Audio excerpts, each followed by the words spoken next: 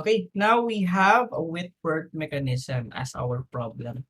So how do we now solve for the maximum length of stroke and the quick return ratio for the Whitworth mechanism? So we have a given crank BC rotates in uniform angular speed.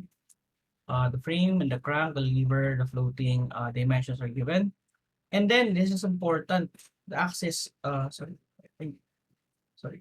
This one, no? So the axis of Q is along A. So the Whitworth mechanism looks like this. So you have point B and point A.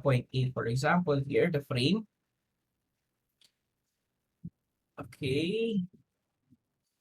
And then you have this link here, and then this link here with which has a slider here, point C, and then this A extends to this one, and then you have D here. And then since again the axis of Q is along A, meaning the line of stroke is along A, so a Q, you have a Q somewhere here.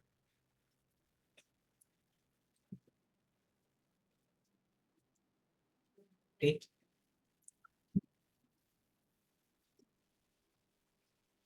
Q here, no? So, sorry, the Q here. So what happens is when you rotate this crank BC, um, let's, okay, it will look like this. What happens is if this is the clockwise direction, what happens is the Q will reciprocate to the left. If this will be counterclockwise, it will reciprocate to the right, no? In this position, no? Now, if you want to find the maximum length stroke, you want to find the cases where they are coincidental, no? The lengths are coincidental or collinear.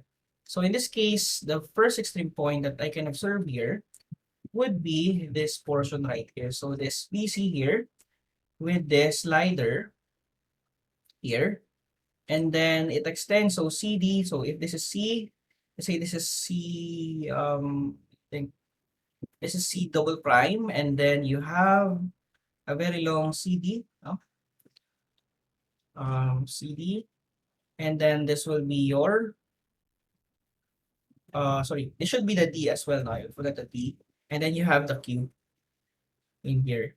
And that is for the longest stroke, no, longest forward stroke. For the shortest one, the other extreme position will be somewhere in here, no?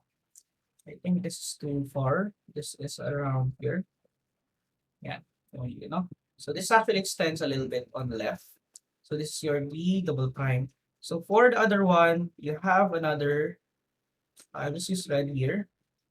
So you have here this one, and then coincidental. So it will go to the left first, and then going to the right. So this will be your other Q. So this will be your D. Oh, sorry, this should be C first, no? C prime, and then this will be D prime, and then this will be your Q prime. Okay, so this is coincidental, no? As you can see, no? Coincidental kapatong, no? Okay, so how do we really analyze this in a faster way, no, to determine the maximum stroke? So this is just the stroke, right? So this is the S max. Now, if you analyze this, no, actually, this AD will rotate, no? If you can imagine, this AD will rotate along this portion, and this will basically push the DQ, no? So the AD is the one that pushes this to the DQ. So there is a case where AD is here, right? And Q will be in this portion. And then there is a time where AD is here. So the DQ is, or so the Q is here.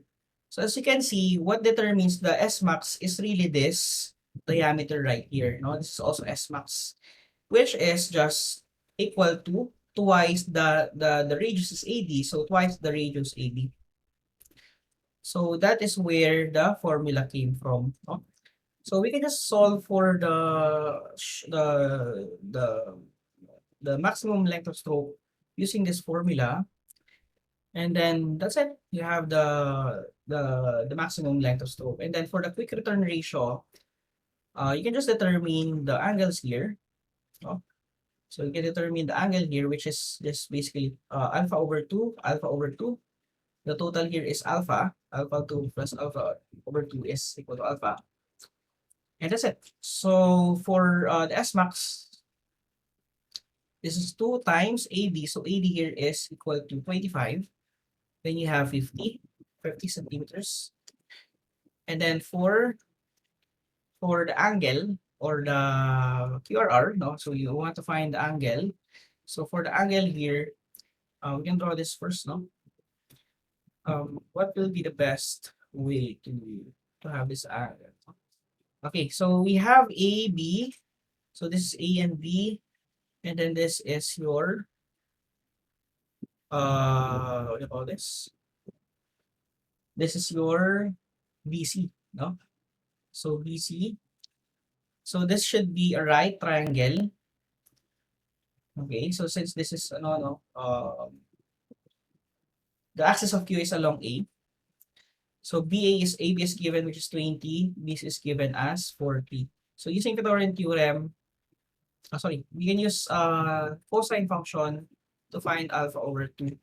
So cosine alpha over 2 is equal to 20 over 40. No? So therefore, alpha is equal to 2 cosine or inverse cosine 20 over 40. Uh, so 2 inverse cos 20 over 40. Yeah, so 120. No? So this is the same thing as the previous problem. Therefore, we can determine the QRR, no? Which is beta over alpha, wherein beta is also equal to 360 minus alpha. This is equal to, this is also 2, no? It should be also 2. Okay? Okay, so that's it. Thank you guys for listening.